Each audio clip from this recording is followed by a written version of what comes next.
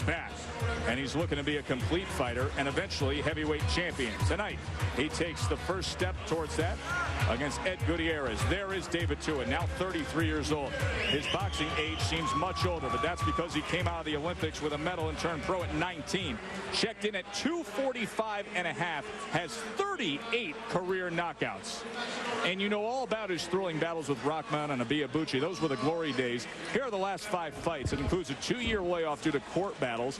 And since the rematch draw with Rahman, he had 2 wins last October, and he got by Sisi Salif by split decision. He is reunited with trainer Roger Bloodworth. They're working on being more than just a left hook slugger, a well-rested Tua man. He's excited to be back. Well, David Tua is back into the ring again. You know, I'm back in doing what I love, and that is to fight. So, you know, I've been away for quite some time, but it served me a lot of good, only because the body hadn't taken a beating for over 2.5 years. So it's time to get the show back on the road again. Tonight, the target's Ed Gutierrez. Ed is 40 years old. Got a late start, turned pro at 35. Took part in the Chicago Golden Gloves at age 23. He's 15-2-1, 6 knockouts as a pro. And he's taken a major step up. He's off 2 full-distance losses to prospect J.D. Chapman. Prior to that, he won 7 straight. It's a scheduled 10-round fight. Mike Ortega is the referee. Go. Gentlemen, we went over the rules. Give me a good, clean fight. Protect yourself at all times. Obey my commands at all times. Good luck to both of you. Touch them up.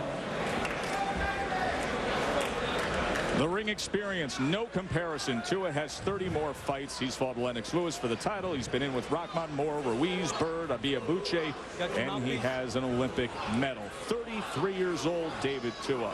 The most dangerous fighter that Gutierrez has fought. One mistake, and you can find yourself, in this case, Gutierrez can find himself waking up in the locker room, and it would probably be from a left hook. That is the forte, that is the trademark of Tua. First round knockouts, Tua 15 of them with that lethal left hook. He says he wants to be a more complete fighter now. The old style was just to set up that big hook. Now looking to work on the basics, do the little things that make you a good boxer.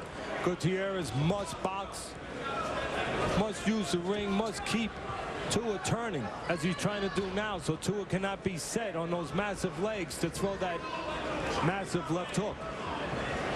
He is a very, very thick heavyweight. So many times in David Tua's career, we've talked about the height difference when he fights some of the heavyweights. Not the case tonight. Both men the same height, just a little bit over 5'9". Of course, that was the big point, the key point to Tua's fight against Lennox Lewis. He could not get inside at range to land that left hook as Lewis just picked him apart with the jab. If you're going to use your legs with a big puncher like Tua, you better know which way to go. So far, Gutierrez knows which way to go. That's the wrong way. To his left is the right way, away from that left hook. He does not want to move to his right into that power. Gutierrez much smaller, turned pro, 194 pounds, first 10 fights, all in the 190s. Last fight, 222. Smaller, with not only a bigger, but much stronger heavyweight, Joe. Sometimes you can be a small heavyweight, but your opponent can't exploit that because he's not a big heavyweight. Also, he's not strong, or he doesn't have that big power. Tua is strong and has power. The size difference looms large tonight.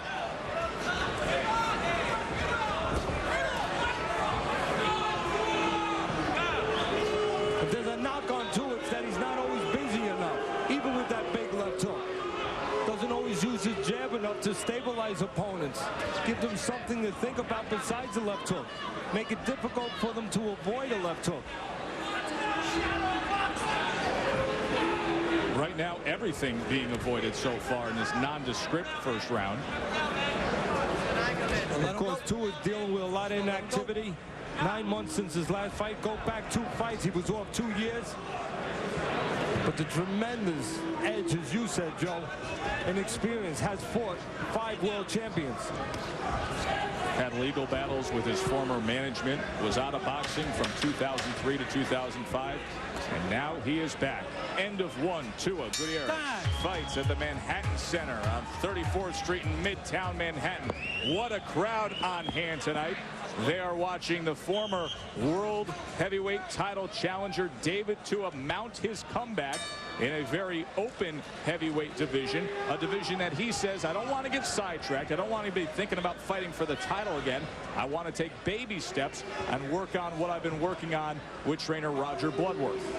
Of course, Gutierrez's only 2 losses came in his last 2 fights, both to the same man.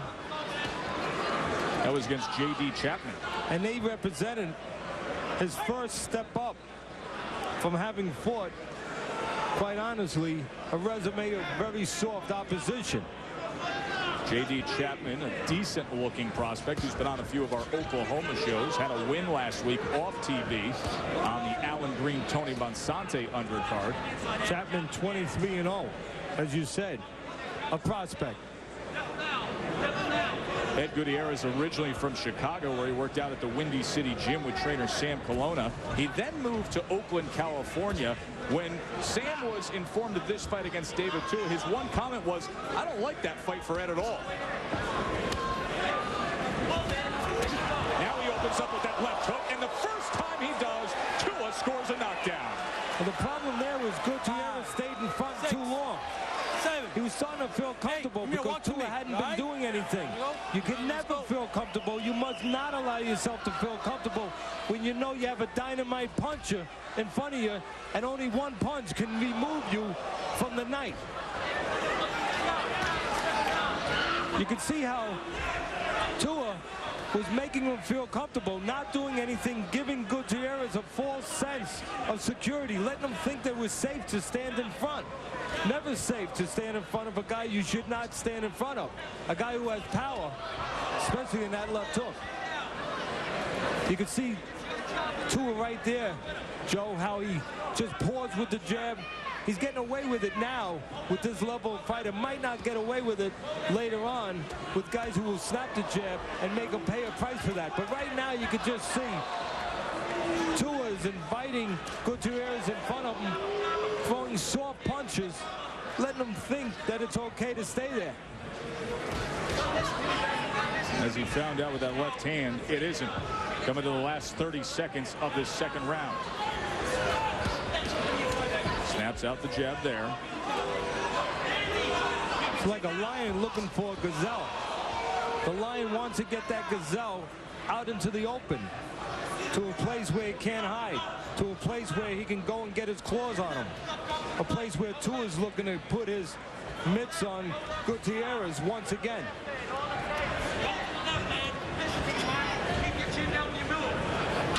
Coming to the end of the second round, highlighted by the knockdown scored by David Tua. The Tua-man fans here in New York, and they had to like what they saw in the second round, reminiscent of earlier stages of David Tua's career. Well, what happened was, as we were talking, Tua allowed Gutierrez to feel comfortable. Gutierrez started getting a little false confidence, started opening up a little bit. Here's another look at it. As he's opening up, Tua throws a well-placed, well-timed left hook. And it only took one to put him down. Had many great left hooks through the 15-and-a-half-year career. Had a left hook at the end of the 9th round back in 1998 against Asim Rahman. That would cause Rahman to be stopped in the 10th round. Of course, first-round knockouts against Michael Moore and John Ruiz. And now David Tua, after 2 years away from court battles, and then a 9-month layoff recently, trying to make a run back up that heavyweight ladder. The task in front of Gutierrez, yes, he has to find a way to score, but mostly he has to find a way to stay away from that left hook. And that means not staying in front of the power punch in Tua. 14-3 edge in that second round, according to Punch Track. 30% landed. You know, it's a catch-22 for Gutierrez. If he just moves, then of course he's accused of just surviving, not trying to win. and you want to always try to win. But he has to find a way to win without doing this, without standing in front. Move, use his legs, and pick spots on the side. Pick spots on the move. Not right in front of the bigger, stronger man, as he's doing right now. I have a funny feeling, I could be wrong, but I think Tua is taking his time right now. He's been away for 9 months. 2 fights before that, he was off for 2 years.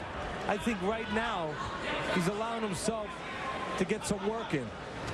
You know, when I sat with him yesterday, I asked him that very question. I said, you're not going to mind rounds, are you? And he gave me that look like, no. I want to try to develop some of the stuff I've been doing with Roger Bloodworth, and that is try to be a more complete fighter, not just a guy that looks to land the left hook. So getting some time in, getting some actual in-the-ring fight time in, not a bad thing for David Tua. Especially when you have control of the landscape, the environment. Tua has a guy who cannot hurt him. A guy who he feels, if it gets away from him at any time, he can suddenly pull it back and find Gutierrez. Gutierrez not hiding.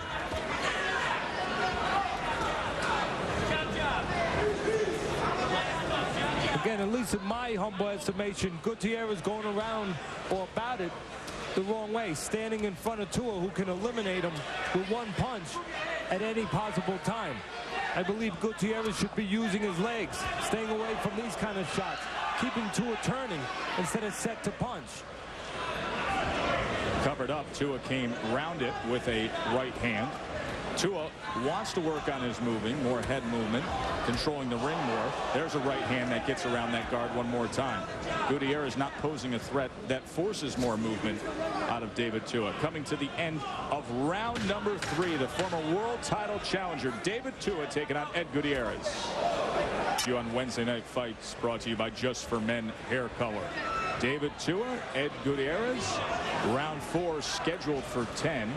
David Tua in the black trunks with the white writing. You see the MVOA. That is Samoan for all glory to God. Ed Gutierrez went down in the 2nd round thanks to a signature left hook from David Tua, thus a 10-8 round on Teddy's scorecard, 30-26 Tua. Left hand to the body from Tua. By the way, in case I haven't said it, Tua can hurt you in the head or body with that left hook. Snaps back his head with the jab. And Tua has the option of hurting Gutierrez to the head or the body, as Gutierrez is making himself very available to both those places. Very accommodating is Gutierrez so far for Tua. He can fight at any pace he wants, and he can find Gutierrez anytime he wants to.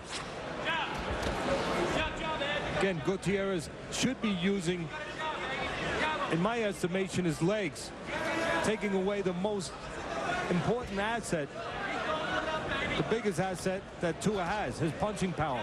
Do that, move a little bit, make Tua move his legs instead of being set to move his hands. Right hand to the body from Tua. Short, compact punches on the inside. That is David Tua's game. All but 2 fights of Gutierrez have been in his home state of Illinois. Guess what 2 fights those were that were not in that state? The 2 fights against J.D. Chapman. Those 2 losses. Exactly. And now here he ventures to New York to take on the biggest challenge of his 5-year career. 40 years old, Ed Gutierrez. Got a late start.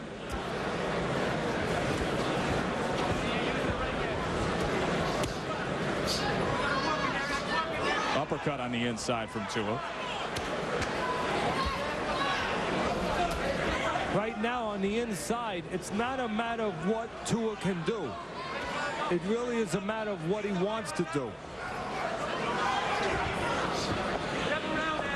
Right now, he's at the buffet table, and it's up to him how many times he wants to go there, how many servings he asks for.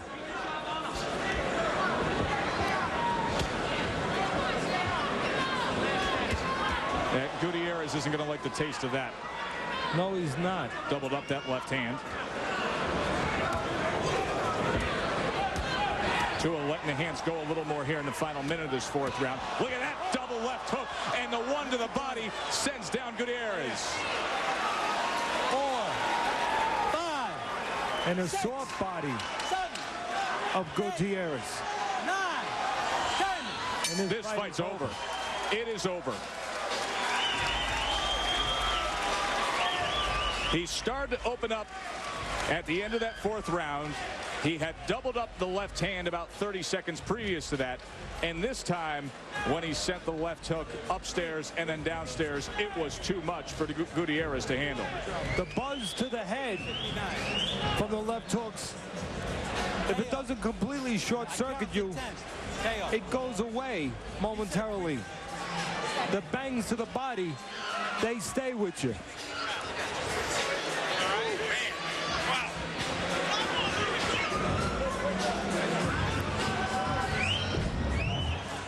Here's the finishing touches.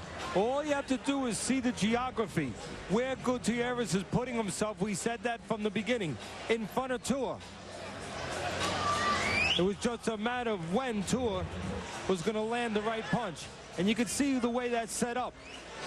But take one more look at it. Left hook up top brings the arm up a little bit, and then the elbow is out, and the left hook downstairs does the job for Tua. David Tua, 39th knockout of his career.